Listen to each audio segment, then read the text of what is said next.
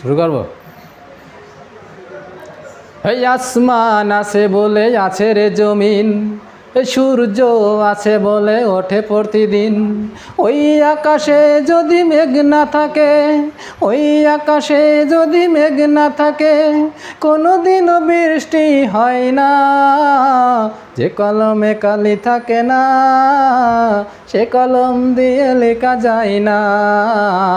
যে কলমে কালি থাকে না, সে কলম দিয়ে লেখা যায় না।